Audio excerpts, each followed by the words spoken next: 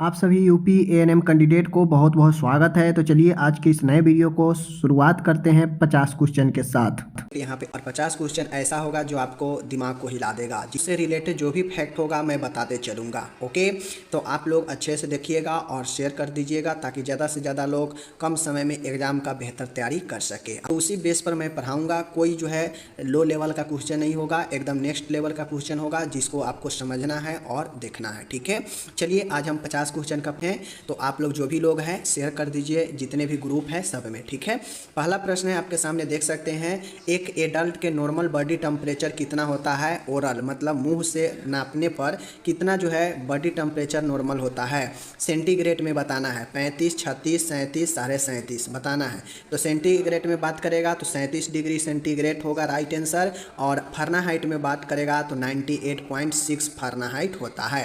यहीं पर बात करेगा हाइपोथर्मिया का, तो हाइपोथर्मिया 95 फारेनहाइट से कम होता है तो हाइपोथर्मिया हो जाता है। और बात करेगा हाइपरथर्मिया तो 104 से अधिक हो जाता है तो जो है हाइपरथर्मिया हो जाता है। ठीक है, समझ गए? चलिए नेक्स्ट क्वेश्चन पर चलते हैं। देख सकते हैं दूसरा नंबर का प्रश्न है माय डियर, बहुत शानदार है। निम्न में से मेंटली हेल्थ व्यक्ति का लक्षण नहीं है। कहता है इनमें से कौन है जो मेंटली हेल्थ व्यक्ति का लक्षण नहीं है? देखिए यह आपके मेंटल हेल्थ से है, तो आप लोग समझ लीजिए मेंटल हेल्थ व्यक्ति का लक्षण कौन नहीं है। तो आपको पता होना चाहिए कि मेंटल हेल्थ व्यक्ति के लक्षण कौन कौन होते हैं। तो जब होते हैं इनमें से पता है तो नहीं होते हैं एक आपको पता हो जाएगा।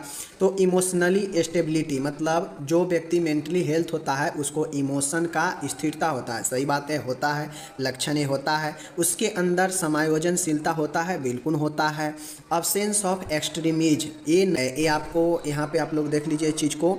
दूसरा जो प्रश्न है अब्सेंस ऑफ एक्सट्रीमिज, एक्सट्रीमिज भी अनुपस्थित होता है। ठीक है, ए भी सही, ए भी होता है जो है मेंटली हेल्थ पर्सन के जो लक्षण होते हैं ए भी होते हैं, ए भी होते हैं और ए भी होते हैं। ठीक है, इमोशनली स्टेबिलिटी का मतलब होता है कि भावनात्मक स्थिरता, समझ गए? एडजस्टमेंट का मतलब होता है कि स्थिरता मतलब समायोजनशीलता, और अब्सेंस ऑफ एक्सट्रीमिज्म का मतलब होता है कि किसी भी चीज़ में जो है वह जो है सक्रियता जो है उसको जो है हर एक चीज़ों में उसका सक्रियता जो है यह अनुपस्थित होता है। ठीक है, मतलब यह गलत चीज़ों में भी जो है नहीं पड़ता है। तो व्यक्ति ये चीज़ें हैं, बाकी नॉन ऑफ अबव इसका राइट आंसर। इसमें से कोई भी ऐसा नहीं है जो एक स्वस्थ व्यक्ति के लक्षण में जो है मेंटली हेल्थ व्यक्ति के लक्षण नहीं है, सब के सब जो है लक्षण। ठीक है, चलिए नेक्स्ट है तीसरा नंबर के प्रश्न है, यहाँ पे देख लीजिए। कहता है निम्न में से कौन सा डे 28 जुलाई को सेलिब्रेट किया जाता है? 28 जुलाई को इनमें से कौन सा डे सेलिब्रेट किया जाता है? तो देख लीजिए, world hepatitis day, world TB day, world polio day, and next है हमारा वर्ल्ड डायबिटीज़ डे। तो आपको पता होना चाहिए 28 जुलाई को जो है आपको विश्व हेपेटाइटिस दिवस जो है मनाए जाते हैं। ए ऑप्शन इसका राइट होगा। ओके, बहुत अच्छा प्रश्न लेकर आए हैं, आप लोग सिर्फ इसको पढ़ते चलिए। कहता है टीकाकरण सेवाएं मतलब इम्यूनाइजेशन सर्विस किस प्रकार की हेल्थ सर्विस में शामिल है? मतलब जो टीकाकरण सेवा है वह किस प्रकार के हेल्थ सेवा में, स्वास्थ्य सेवा में शामिल है बताना है। क्या वह उन्नायक में शामिल है, प्रोमोटिव में, या रोकथाम प्रिवेंटिव में है, या थ्योरेपेटिक उपचार वाला है, या पुनर्वास वाला है? तो माय डियर, जो टीकाकरण हमारा होता है किसी भी बीमारी के लिए जो टीकाकरण दिया जाता है तो वह रोकथाम करने के लिए दिया जाता है। ठीक है, प्रोमोटिव नहीं होता है, वो उपचारात्मक नहीं होता है, और वह रिहेबिलिटेटिव नहीं होता है, वह प्रिवेंटिव होता है। किसी भी टीका लेने के बाद उससे रोकथाम होता है। ठीक है, चलिए ये हो गया। 5 नंबर का प्रश्न बहुत शानदार प्रश्न है। निम्न में से कौन सा नेशनल प्रोग्राम वर्ष 1962 में स्टार्ट हुआ? तो 1962 में इनमें से कौन सा प्रोग्राम शुरू हुआ? तो चलिए देखते हैं। राष्ट्रीय एड्स नियंत्रण कार्यक्रम, ये जो है नहीं हुआ। ठीक है, संशोधित राष्ट्रीय क्षय रोग नियंत्रण कार्यक्रम, तो यही सही है क्योंकि ट्यूबरकुलोसिस कंट्रोल प्रोग्राम 1962 में आया था, तो इसी को जो है रिवाइज करके यह संशोधित वाला रिवाइज वाला जो है लाया गया। ठीक है, तो 1962 में टीबी कंट्रोल प्रोग्राम आया, और 1900 इसके बाद जो है रिवाइज वाला जो है आया। ठीक है, समझ गए? तो यही सही हो जाएगा आपका। ठीक है, चलिए आगे बढ़ते हैं। आगे यहाँ पे आप लोग देख लीजिए 6ठा नंबर प्रश्न है, चाइल्ड हेल्थ से है। शिशु यानी नवजात से आप क्या समझते हैं? नियोनेट्स। देखिए एक होता है आपका इन्फेंट होता है, एक होता है नियोनेट होता है, और एक हमारा जो है होता है एक जो है आपका जो है बच्चा, ये सब बच्चा का जो है समय होता है, ठीक है ना। तो नियोनेट्स का मतलब होता है 0 से 28 डे का बेबीज, ठीक है, 0 से 28 डे, ठीक है। 0 से 1 नहीं होगा, ये गलत है। 0 से 7 भी नहीं होगा और 1 से 3 भी नहीं होगा, समझ गए। 0 से 28 दिन के जो शिशु होते हैं उसको नवजात शिशु कहते हैं, ठीक है, न्यू जन्मा बच्चा, ठीक है, समझ गए। चलिए, विश्व थैलेसीमिया दिवस किस दिन मनाया जाता है, किस दिन सेलिब्रेट किया जाता है? एक बात दिमाग में रखिए, एक आपको दिवस से रिलेटेड क्वेश्चन आपके आएंगे ही आएंगे, समझ गए ना। तो वर्ल्ड थैलेसीमिया दिवस किस दिन मनाया जाता है? तो ध्यान में रखिए, क्या 8 अगस्त को मनाया जाता है, क्या जो है 21 मार्च या 12 अक्टूबर या 8 मई? तो विश्व थैलेसीमिया दिवस 8 मई को सेलिब्रेट किया जाता है। राइट आंसर आपके यही होंगे। एकदम मिक्स क्वेश्चन होगा, आपको हर एक टॉपिक को यहाँ पे टच किया गया है, और ऐसा क्वेश्चन होगा जो नए क्वेश्चन होगा, आप बहुत ही कम देखे होंगे। निम्न में से किस ऑर्गेन में भोजन का डाइजेशन नहीं होता है? माय डियर, भोजन का डाइजेशन किस में नहीं होगा इनमें से? तो स्टोमक में होता है भोजन, तो ये गलत हो जाएगा, इसमें होता है। ईसोफेगस, यह नली होता है, इसमें नहीं होता है, बस यह भोजन जो है जाने का एक रास्ता होता है, यह एक नली है, तो इसमें जो है आपके डाइजेशन नहीं होगा, तो यही राइट हो जाएगा। बाकी इलियम छोटी आंत का भाग है, इसमें होगा ही। ग्रहणी, इसमें भी पाचन होगा ही। बस ईसोफेगस एक नली है जिससे सिर्फ जो है भोजन आता जाता है, यहाँ पे पाचन नहीं होता है, ठीक है, बी आंसर होगा। आगे देखिए 9वां नंबर, बहुत शानदार सवाल है। कहता है निम्न में से क्रेनियल गुहा में पाए जाने वाला ऑर्गेन कौन है? Cranial cavity. क्रेनियल कैविटी कहाँ होता है? ब्रेन वाला, ठीक है ना, ब्रेन वाला क्रेनियल नर्व, पता है ना। तो यह मस्तिष्क राइट आंसर हो जाएगा, नाम से ही क्रेनियल कैविटी ब्रेन जो है रिलेटेड है इससे, ठीक है। यही मैं आपको बता रहा था कि जैसे आपका ये ब्रेन वाला है, ब्रेन जो है हमारा क्रेनियल कैविटी में है, ठीक है। फेफड़ा जो है थोरेटिक कैविटी में है, ओके।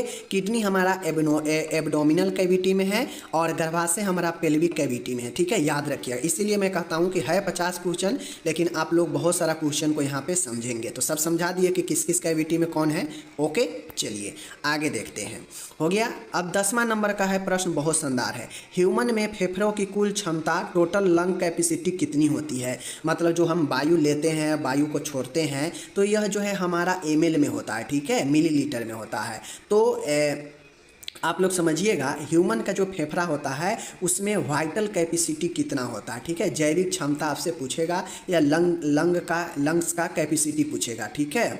तो कुल जो क्षमता होता है वह जो है 6000 ml होता है, याद रखिएगा। लंग का कुल क्षमता 6000 ml होता है, और बात करेगा तो यह 400 से 6 लीटर होता है, ठीक है। लीटर में बात करेगा तो 400 से 6 जो है लीटर होता है, ठीक है, याद रखिएगा। फीमेल में बात करेगा तो फीमेल में जो है आपको कहीं कहीं 3100 दिया रहता है, ठीक है, कहीं कहीं आपको 3500 दिया रहेगा, ठीक है, कहीं कहीं 3800 दिया रहेगा फीमेल में, ठीक है। फीमेल में पूछेगा तो 3000 से ऊपर रहता है। और बात करेगा मेल में, तो मेल में लगभग 4800 जो है यह जो है होता है। टोटल बात करेगा तो 6000 होगा, ठीक है, याद रखिएगा, ओके।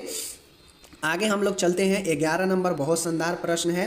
निम्न में से पेल्विस में पाई जाने वाली बोन कौन सा है? माय डियर, पेल्विस में पाए जाने वाला फ्रंटल हमारा ब्रेन का है, पता होना चाहिए, ठीक है। उसके बाद इलियम हमारा जो है यह पेल्विस में पाए जाने वाली बोन है, तो याद रखिएगा इलियम हमारा, एक इलियम जो है आपको पता होना चाहिए, एक इलियम जो है किसका भाग है?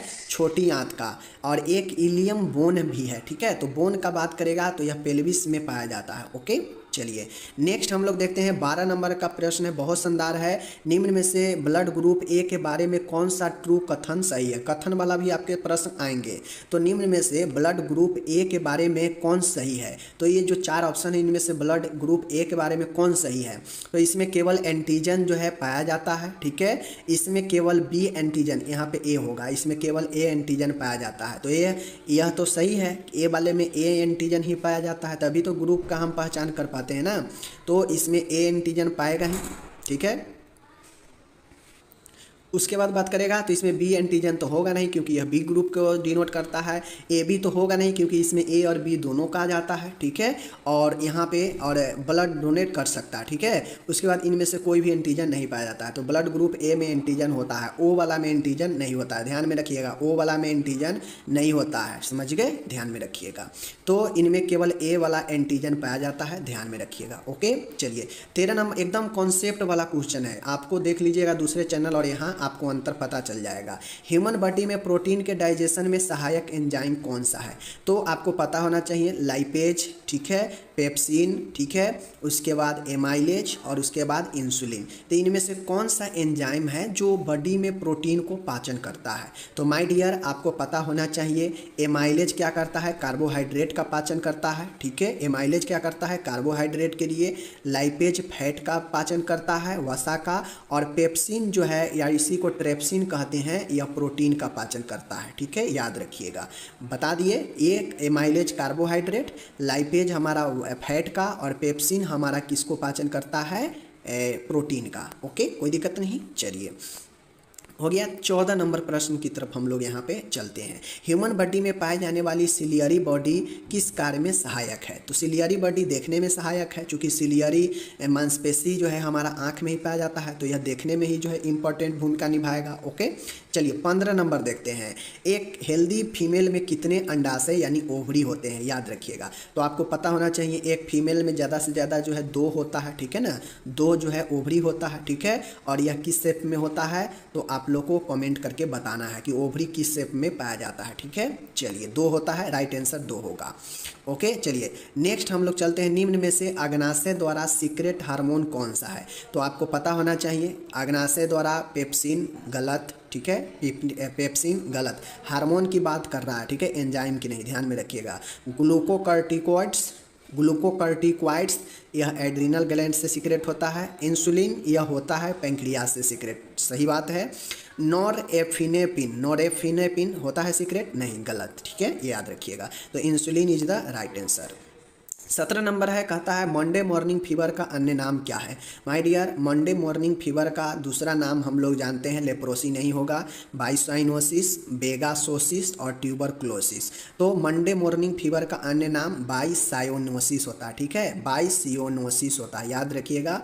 बी आंसर होगा, मंडे मॉर्निंग फीवर को कहते हैं। ओके, चलिए 18 नंबर का है माय डियर, मिशन इंद्रधनुष कार्यक्रम किससे रिलेटेड है? रिलेटेड संबंध किससे है? मिशन इंद्रधनुष क्या कुपोषण के रोकथाम से है? तो ये गलत हो जाएगा। टीकाकरण से है, बात सही है, टीकाकरण से रिलेटेड है। आप लोग देखते होइएगा मिशन इंद्रधनुष कार्यक्रम चलता भी है। डॉट्स थेरेपी तो यह जो है टीबी से है, गलत है। स्तनपान के प्रोत्साहन गलत है। तो राइट आंसर टीकाकरण से ही रिलेटेड होगा। ओके, चलिए ये हो गया 19 नंबर। अगर आपको अच्छा ना लगे तो ना पढ़िएगा, सीधी सी बातें हैं, अच्छा लगे तो जरूर शेयर कीजिएगा। निम्न में से एयर पोल्यूशन का कारण कौन नहीं है? वनों की अत्यधिक कटाई, ये तो है ही कारण। वाहनों से निकला धुआं, यह भी पोल्यूशन का कारण है, ठीक है। वनों की कटाई, वाहनों, कल कारखानों से निकला धुआं, यह भी है। वृक्षारोपण को बताना, यह गलत हो जाएगा, क्योंकि वृक्षारोपण से तो हम जो है एयर पोल्यूशन को दूर करते ही हैं, लेकिन यहाँ पे पूछता है कि कौन कारण नहीं है, तो यही कारण नहीं होगा। यह वृक्षारोपण से तो प्रदूषण हटता है, कारण थोड़ी ना बनेगा। तो यह तीनों जो है आपके क्या हो जाएंगे, सही हो जाएंगे, और डी हमारा राइट आंसर हो जाएगा, जो यह कारण नहीं है, ठीक है, एयर पोल्यूशन का। यह एयर पोल्यूशन को हटाता है, ठीक है। 20 नंबर है, सीवेज सिस्टम से आप क्या समझते हैं? सीवेज का मतलब क्या होता है कि मल मूत्र जो बहता है ना एक नली के द्वारा, वही सीवेज सिस्टम होता है। तो देख लीजिए ह्यूमन एक्सक्रेटा भी मिले हैं। खेतों से निकला केमिकल्स युक्त पानी, गलत। मल जल को निस्तारण हेतु पाइपलाइन द्वारा निस्तारण स्थान तक ले जाना, ये बात सही है। एक पाइप के द्वारा मल जो है, मल जल को मिला हुआ को हम लोग एक जहाँ तक ले जाना होता है वहाँ तक पाइप के माध्यम से ले जाते हैं, तो वही सीवेज होता है, गंदे पानी को निकालना जहाँ पहुँचाना हो वहाँ तक, ठीक है। चलिए तो सी राइट आंसर हो जाएगा। समझ गए ना कि क्या सीवेज का मतलब होता है? मलमूत्र को बाहर की तरफ निकालना। जननी सुरक्षा योजना प्रारंभ करने के पीछे मुख्य उद्देश्य क्या था बताइए। इसको शॉर्ट में JSY कहते हैं। JSY तो मैं ये बात कर रहा था कि जननी सुरक्षा योजना JSY प्रारंभ करने के पीछे क्या इसका उद्देश्य था, क्यों यह जो है शुरू किया गया। इस टाइप के क्वेश्चन आपको बहुत पूछा जाएगा एग्जाम में, ठीक है। एकदम बेस कॉन्सेप्ट पर आधारित पढ़िए। फालतू के क्वेश्चन एक लाइन का एक 4 गो ऑप्शन दे दिया, पढ़ने में इंटरेस्टिंग लगेगा लेकिन एग्जाम बेस्ट वो नहीं होगा, क्योंकि वो सब जानता है, ठीक है। तो कुछ लॉजिकल क्वेश्चन समझिए। चलिए 21 नंबर का है, देख लेते हैं। तो HIV संक्रमण के प्रभावी तरीके से रोकथाम करना, क्या इसका एक उद्देश्य था? तो नहीं, गलत है। संस्थागत प्रसर्व को जो है महत्व देना, यहाँ पे माया नहीं देना होगा, महत्व है, टाइपिंग गलत है। तो जो इंस्टीट्यूशनल जो डिलीवरी था, मतलब अस्पताल में डिलीवरी कराने का जो है प्रोत्साहन करने के लिए जो है इस उद्देश्य से JSY जो है शुरू किया गया। और सारे उद्देश्य हैं लेकिन उसमें से एक उद्देश्य ये भी है कि जो भी फीमेल है उसको जो है क्या किया जाए कि अस्पताल में जो है उसे प्रसर्व कराया जाए, इस उद्देश्य से शुरू किया गया। बाकी मस्क्यूटो वाला होगा नहीं। किशोरियों को मेनुर्सन की रोकथाम करना, ये सब गलत है, ठीक है। चलिए यही है संस्थागत डिलीवरी, ओके।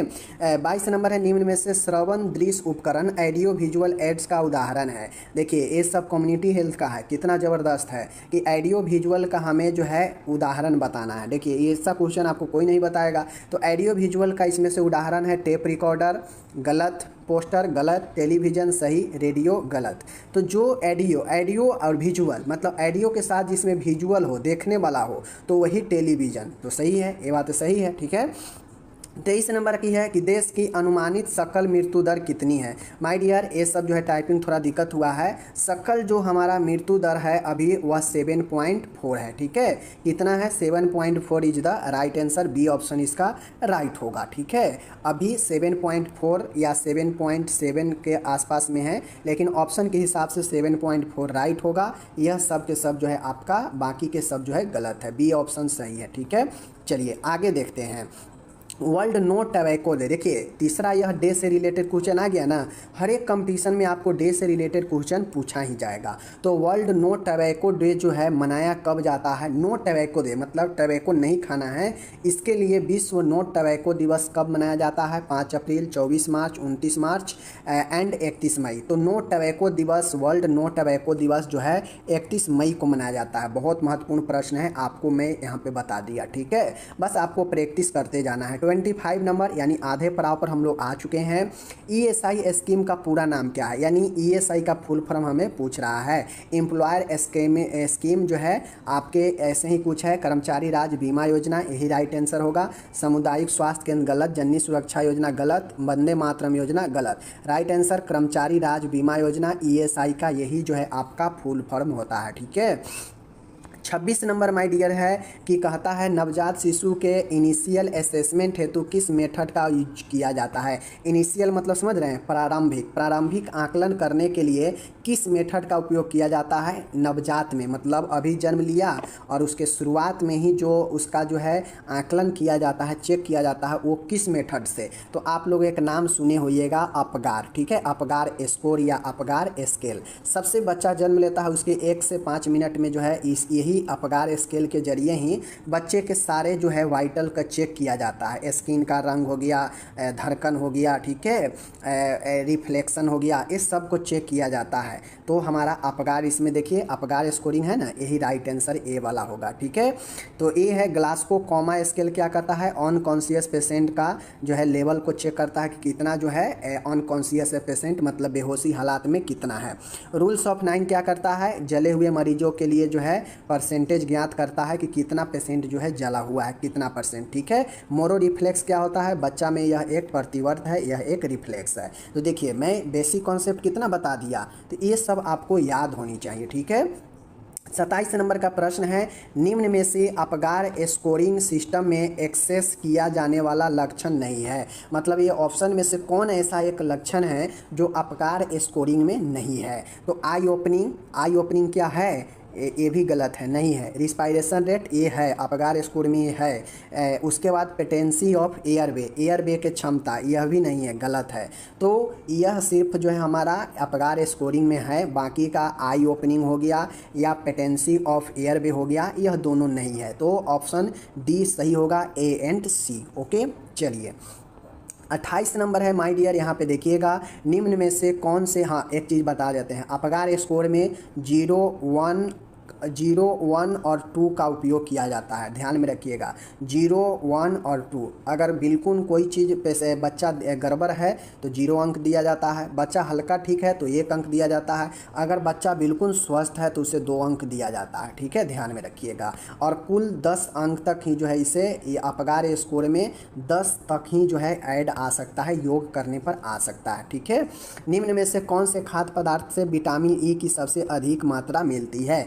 विटामिन ई जो है सबसे ज़्यादा किस में रहता है? मीट में, सनफ्लावर ऑयल में, वेजिटेबल्स में, फ्रूट में। तो माय डियर आप लोग को पता होना चाहिए सनफ्लावर ऑयल में विटामिन ई जो है सबसे ज़्यादा होता है सूर्यमुखी में, ठीक है, बहुत बढ़िया। 29 नंबर का प्रश्न है आपके सामने, निम्नलिखित में से कौन सा टीका पोलियो की रोकथाम हेतु लगाया जाता है? पोलियो के रोकने के लिए कौन सा टीका है इनमें से? तो IPV, ठीक है ना, ये याद रखिए, इनएक्टिव पोलियो वैक्सीन, पेंटाफाइव गलत है, OPV ओरल पोलियो वैक्सीन यह भी सही है। तो ऑप्शन ए और सी दोनों जो है आपके पोलियो के लिए है, ठीक है, याद रखिएगा। 30 नंबर है, बहुत शानदार प्रश्न है, बच्चे को पूरक आहार कॉम्प्लीमेंट्री या सप्लीमेंट्री जो है फीडिंग कब शुरू कर देना चाहिए? मतलब जो बच्चा होता है उसको पूरक आहार सप्लीमेंट्री आहार कब जो है देना शुरू कर देना चाहिए? तो पूरक आहार आप लोग को पढ़ाया गया होगा चाइल्ड हेल्थ में, पैदा होते ही, गलत, पैदा होते ही कोई भोजन लेता है? नहीं लेता है। 6 माह की उम्र पर, और यही राइट आंसर होगा। 5 से 6 माह की उम्र पर स्तनपान के साथ में कुछ ऊपर से जो भोजन दिया जाता है उसी को पूरक आहार कहा जाता है, ठीक है। 1 वर्ष की उम्र गलत हो जाएगा, 2 वर्ष की उम्र गलत हो जाएगा, 6 माह सही होगा, ठीक है। 31 नंबर का है, कहता है निम्न वैक्सीन में से किलेड बैक्टीरियल वैक्सीन कौन सी है? बताइएगा, बहुत इंपॉर्टेंट है, किलेड बैक्टीरियल वैक्सीन कौन सी है इनमें से? BCG है, हेपेटाइटिस B का वैक्सीन होता है, या IPV या DPT वैक्सीन? तो DPT वैक्सीन जो होता है किलेड वैक्सीन है, किलेड बैक्टीरियल वैक्सीन है। तो याद रखिएगा DPT का फुल फॉर्म क्या होता है? डिप्थीरिया, पर्टुसिस, टिटेनस, तीनों रोग के लिए यह काम करता है DPT का टीका। ओके, चलिए 32 है, कहता है एक फीमेल में द्वितीय लैंगिक लक्षणों सेकेंडरी सेक्सुअल कैरेक्टराइज का विकास कहलाता है। मतलब जब एक फीमेल में जब द्वितीय सेकेंडरी सेक्सुअल जब विकास होता है तो उसे क्या कहते हैं? द्वितीय लैंगिक लक्षण का जब विकास होता है तो उसे क्या कहते हैं? प्यूबर्टी कहते हैं, यौना आरंभ, या मेनार्क कहते हैं, या मेनोपॉज कहते हैं, या फिर उसे प्रीसियस प्यूबर्टी कहते हैं। तो जब द्वितीय लक्षण शुरू होता है सेक्सुअल का तो उसे हम लोग प्यूबर्टी कहते हैं। यौना आरंभ जो है इसी द्वितीय लैंगिक लक्षण के साथ में शुरू हो जाता है, ठीक है, याद रखिएगा। 33 नंबर माय डियर है, योनि से रक्तस्राव वैजिनल ब्लीडिंग मासिक चक्र के किस फेज में होता है? तो माय डियर प्रोलीफेरेटिव फेज गलत हो जाएगा, सेक्रेटरी फेज आपके गलत हो जाएंगे, मेंस्ट्रुएंशल यह जो है आपके बताएंगे, और इंडोमेट्रिक। तो आपको पता होना चाहिए कि योनि से ब्लीडिंग किस चक्र में आने लगता है, मासिक चक्र के।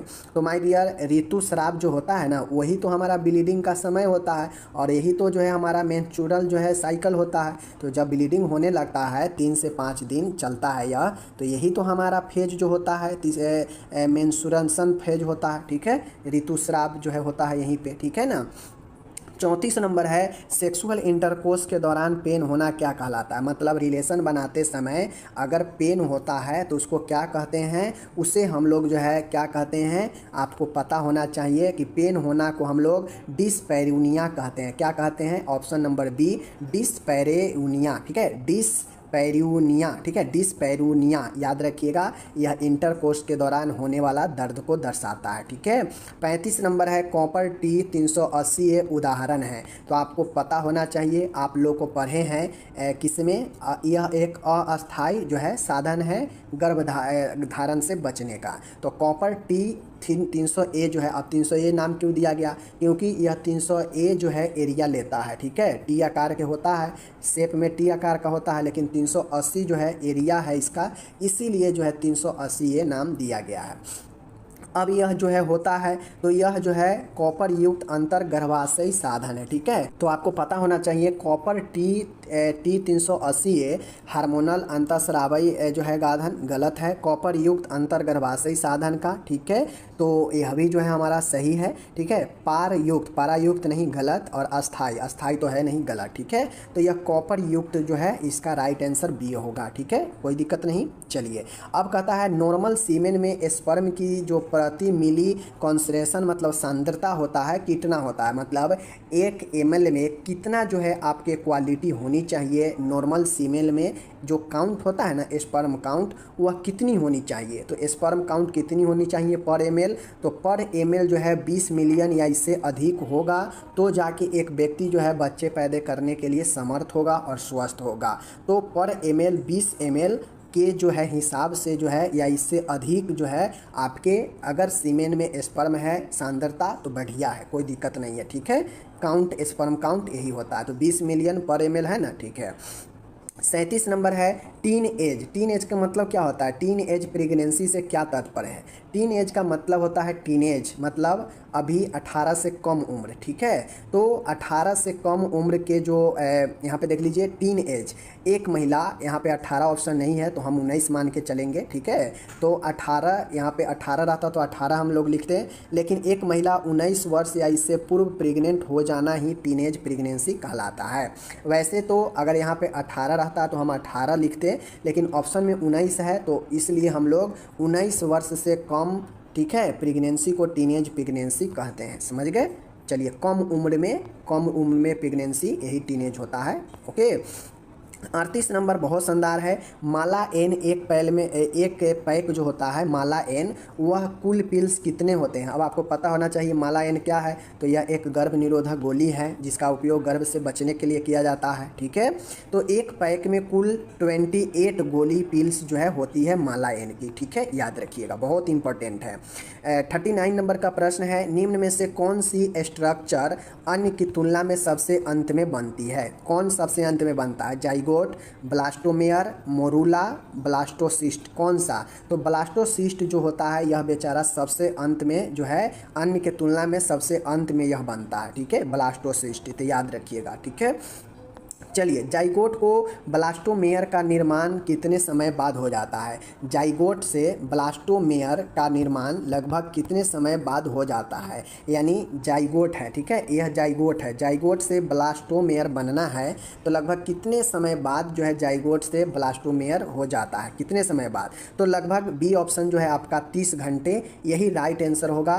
लगभग जो है 30 घंटे में जो है जाइगोट से ब्लास्टोमेयर हो जाता है। ठीक है, याद रखिएगा। 41 नंबर और बहुत शानदार है कि प्रेगनेंसी के फुल टर्म पर अर्थात 40 सप्ताह की अवधि पर एमनियोटिक द्रव की मात्रा कितनी होती है। अब आपको पता होना चाहिए कि बच्चा जब पलता है तो यूट्रस में, तो यूट्रस के अंदर ही बच्चा के चारों साइड से एमनियोटिक फ्लूइड भरा होता है। ठीक है, जो बच्चा जन्म लेता है तो उस समय जो द्रव सब निकलता है ना यूट्रस से, तो वह जो है एमनियोटिक फ्लूइड ही होता है। ठीक है, और साथ में ब्लड भी निकलता है। तो जो एमनियोटिक फ्लूइड होता है वह पूर्ण टर्म होने पर, प्रेगनेंसी के पूर्ण कंप्लीट होने पर, यानी 40 सप्ताह पूरा होने पर जो एमनियोटिक फ्लूइड की जो मात्रा होती है ना वह जो है 5 से 600 ml होता है। ठीक है, और यही बात करेगा कि अगर 32 से 34 सप्ताह सबसे अधिक होता है और वहाँ पे जो है 800 से लेकर 1000 जो है ml जो है आपके होते हैं, लेकिन पूर्ण होने पर यह घटकर 500 से 600 ml बच जाता है।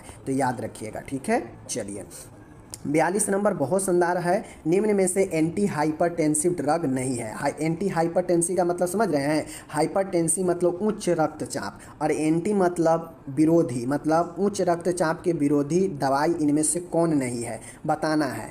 तो देख लीजिए लेवेटालोल है, ठीक है, मैथिल डोपा यह भी जो है निफिडिफिन यह भी है। ये सब एंटी हाइपरटेंसिव ड्रग है जो हाइपरटेंशन उच्च रक्तचाप के लिए दिया जाता है, लेकिन फेनिटोन जो होता है यह नहीं दिया जाता है। फेनिटोन जो है यह आपके सीजर आता है या जो मतलब जो प्रेशर लगता है उस पर दिया जाता है। यह हाइपरटेंशन का यह तीनों दवाई है, बट यह फेनिटोनी नहीं है। ठीक है, याद रखिएगा।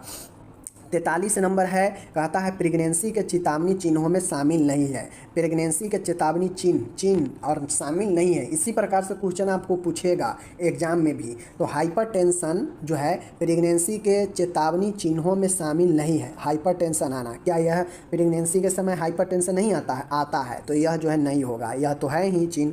चेहरे एवं हाथ पैरों में स्वेलिंग, यह भी जो है तो यह भी आपका गलत हो जाएगा। ठीक है, दौरे आना, ठीक है ना, दौरे आना, तो दौरे आना भी पेशेंट को होने लगता है। देखते होइएगा कि प्रेगनेंसी पीरियड में कितना महिला को दौरे आने लगता है। ठीक है, लेकिन जो डी ऑप्शन है एमसी का अचानक बंद हो जाना। ठीक है, तो प्रेगनेंसी के चेतावनी चिन्हों में शामिल नहीं है एमसी का अचानक बंद हो जाना। अचानक से एमसी बंद नहीं होता है, धीरे धीरे जब प्रेगनेंसी हो जाता है तब यह जो है जाके एमसी बंद होता है, अचानक से बंद नहीं होता। बाकी यह तीनों एक प्रेग्नेंट वुमेन में पाया जाता है सब। ठीक है, लक्षण। ओके, 44 नंबर पर अब हम लोग आते हैं। बहुत शानदार यहाँ पे है, प्रेगनेंसी के दौरान पाए जाने वाले, ये सब मैटरनल हेल्थ का, मिडवाइफ का, समझ गए। प्रेगनेंसी के दौरान पाए जाने वाले लक्षणों में से निम्न में से कौन सा लक्षण विशेष तौर पर सेकेंड ट्राइमेस्टर के दौरान पाया जाता है। ठीक है, तो क्यूकनिंग, सेकेंड ट्राइमेस्टर का मतलब समझ रहे हैं कि द्वितीय तिमाही में। ठीक है ना, द्वितीय तिमाही में क्यूकनिंग, समझ गए, क्यूकनिंग। उसके बाद मैं बता देता हूँ यहाँ पे द्वितीय तिमाही, समझ गए, द्वितीय तिमाही में जो है क्यूकनिंग है, उसके बाद लाइटनिंग है, मासिक चक्र की अनुपस्थित एमनोरिया है, या एमसी का पाया जाना। तो ये सब से तो कोई मतलब है ही नहीं। इसका राइट आंसर क्यूकनिंग होगा। क्यूकनिंग का मतलब होता है कि बच्चा जो गर्भ में है उसका हलचल शुरू हो जाता है द्वितीय ट्राइमेस्टर में, यानी द्वितीय तिमाही में। ठीक है, याद रखिएगा। और सप्ताह की बात करेगा तो लगभग जो है आपके 20वें सप्ताह में, समझ रहे हैं, याद रखिएगा। उसके बाद हम लोग चलते हैं यहाँ पे क्यूकनिंग, क्यूकनिंग इसका राइट आंसर हो जाएगा। और 45 नंबर की बात करेगा अपरा या प्लेसेंटा के बारे में सत्य इनमें से कौन सा है। आप लोग अपरा जानते हैं या आपके मिडवाइफ का सवाल है। अपरा 45 नंबर मेरा यही है कि अपरा जो होता है यानी प्लेसेंटा जो यूट्रस के साथ लगा होता है और उससे जो है बच्चा का नाभि लगा होता है। ठीक है, तो ये जो है क्या होता है, ये क्या करता है, इसके बारे में सत्य इसमें से क्या है। तो यह स्ट्रक्चर प्रेगनेंसी के दौरान डिसअपीयर हो जाता है। गलत, प्रेगनेंसी के दौरान यह जो है बढ़ते जाता है धीरे धीरे। डिसअपीयर मतलब अनुपस्थित नहीं होता है। इसमें निषेचन के बाद बने यूगमेनज इम्प्लांटेशन होता है। गलत, इसमें इम्प्लांटेशन होने का कोई सवाल ही नहीं है। ठीक है, यह किसी क्रिया को संपन्न जो है करती, यह स्ट्रक्चर जो कि गर्भावस्था के दौरान माता एवं उसके अंदर पल रहे फीटस के बीच पोषक पदार्थों, गैसों, उत्सर्जी पदार्थ आदि का आदान प्रदान करते हैं। और यही सी ऑप्शन हमारा जो है सबसे करेक्ट है, क्योंकि अपरा और प्लेसेंटा, अपरा यानी यूट्रस से लगा होता है और बच्चे के नाभि से लगा होता है, और माँ से जितना भी जो है पदार्थ, खाद्य पदार्थ हो गया, उत्सर्जी पदार्थ हो गया, और भी जो पोषण होता है सब इसी के द्वारा जो है होता है। तो यही सी ऑप्शन सत्य है। ठीक है, ओके, चलिए, तो सी आंसर यही सत्य है। 46 नंबर है, निम्न में से कौन सा लक्षण डेंगू बीमारी का नहीं है। कौन सा लक्षण जो है डेंगू बीमारी का नहीं है। तेज बुखार, हल्का बुखार, आंखों में दर्द, ठीक है, और उसके बाद जोरों में दर्द। तो हल्का बुखार जो है इसका आपका लक्षण नहीं है। इसमें जोरों में दर्द होता है, आंखों में भी दर्द होता है, ठीक है, और तेज बुखार आता है डेंगू में, जबकि हल्का बुखार इसका लक्षण नहीं है। ठीक है, 47 नंबर है, आप लोग देख लीजिएगा, RMNCH+A कार्यक्रम की शुरुआत कब हुई। माय डियर, यह कार्यक्रम है RMNCH+A कार्यक्रम की शुरुआत 2011, 13, 15, 17, यह 2013 में जो है कार्यक्रम का शुरुआत किया गया RMNCH+A। ओके, चलिए, 48 है, कहता है निम्न में से पेल्विक ब्रीम पर पाए जाने वाला बॉडी लैंडमार्क नहीं है। पेल्विक मतलब श्रोणी, ब्रीम पर पाए जाने वाला बॉडी का लैंडमार्क मतलब चिन्ह जो है नहीं है। प्यूबिक क्रेस्ट, ठीक है, पैक्टिनियल, ठीक है, लाइन, और एलियो प्यूबिक उभार, और यहाँ पे देख लीजिए एस्टर्नम। तो एस्टर्नम जो है आपका पता होना चाहिए। एस्टर्नम हमारा छाती के हड्डी बोन बोला जाता है, इसे ब्रेस्ट बोन बोला जाता है, तो यह तो ऊपर होता है। बाकी की यह जो प्यूबिक क्रेस्ट है, पैक्टिनियल लाइन है, इलियो प्यूबिक उभार है, यह सब जो है पेल्विक बेन पर माया जाता है। यह जो है पेल्विक ब्रीम पर, पेल्विक ब्रीम जो होता है उसका यह लैंडमार्क है, मतलब यह एक चिन्ह है प्यूबिक का, लेकिन यह एस्टर्नम तो छाती का है, ऊपर का है, तो ये चीज़ें हैं। बाकी सेकेंड लास्ट आज का क्वेश्चन है 49 नंबर, निम्न में से असमान प्रसव के लक्षणों में शामिल है। असमान मतलब एबनॉर्मल, मतलब दिक्कत, समस्या भरा लेबर। इसकी शुरुआत स्वतः ही होती है। ठीक है, फीटस की गर्भ प्रस्तुति ब्रीच अथवा सोल्जर हो सकती है। ठीक है, प्रसव संबंधित जटिलताएं अनुपस्थित होते हैं, इसे एटोसिया के नाम से भी जाना जाता है। तो आपको ये पता होना चाहिए, नॉर्मल अगर प्रसर्व होता है तो उसे एटोसिया कहते हैं, जो कि इस ऑप्शन इस क्वेश्चन का आंसर गलत है। ठीक है, ये नहीं होगा। प्रसर्व संबंधी जटिलताएं अनुपस्थित होता है, तो जब एबनॉर्मल प्रसर्व होगा, असमान प्रसर्व होगा तो जटिलता होगा ही होगा। तो यहाँ पे कह रहा है कि अनुपस्थित होगा, तो ये गलत हो जाएगा। ठीक है, उसके बाद कहता है फीटस की जो गर्भ का प्रस्तुति होता है, जो ब्रीच होता है और जो सोल्जर होता है वह हो सकता है, और यह असमान में बिल्कुल सही है। जब समान होता है तो बच्चा का पहले हेड बाहर आता है, सिर बाहर आता है, लेकिन जब असमान होगा तो या तो सोल्जर कंधा या ब्रीच मतलब नितंब जो है पहले आ सकता है। ठीक है, तो यह जो है आपके चीज़ें फीटस में हो सकता है, तो यह असमान होने पर होता है। जबकि नॉर्मल रहता है तो यह स्वतः ही शुरू हो जाता है, तो यह भी नहीं होगा। यह बी आंसर सही हो जाएगा। ठीक है, चलिए ये हो गया। 50 नंबर आज का आखिरी प्रश्न है, प्रधानमंत्री सुरक्षित मातृत्व अभियान PMSMA के अंतर्गत किस प्रकार को सर्विस की इम्प्लीमेंटेशन होता है। तो माय डियर, जो प्रधानमंत्री सुरक्षित मातृत्व अभियान है, मतलब एक नाम से स्पष्ट है कि मातृत्व अभियान, सुरक्षित मातृत्व अभियान मतलब जो महिला है जो बच्चा को जन्म देती है उसे सुरक्षित रखने का अभियान है। तो इसमें क्या क्या जो है इस सर्विस में होगा, antenatal care, immunisation service, family planning service and environmental sanitisation. तो आपको पता होना चाहिए मातृत्व अभियान, सुरक्षित मातृत्व अभियान में एंटीनेंटल केयर होगा, मतलब प्रसव से पहले का देखभाल एंटीनेंटल केयर होता है, गर्भ अवस्था के देखभाल, और यह देखभाल जो है सुरक्षित मातृत्व अभियान में है। बाकी के इम्यूनाइजेशन सर्विस नहीं होगा। फैमिली प्लानिंग जो है फैमिली वेलफेयर का यह एक अंग है, और इन्वायरमेंटल सैनिटाइजेशन मतलब पर्यावरण का स्वच्छता, यह भी नहीं होगा।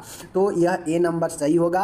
और एंटीनेंटल केयर के जरिए जो है हम महिला के जोखिम को, प्रसव के जोखिम को कम करते हैं। ठीक है, जिससे उसके जान के खतरा जो होता है वह सुरक्षित होता है, कमता है। तो इस प्रकार से आज का 50 प्रश्न मैंने कंप्लीट किया। तो चलिए मिलते हैं अगले वीडियो में। आप लोग कंटिन्यू देखते रहिए और अच्छे से पढ़ाई करते रहिए। धन्यवाद।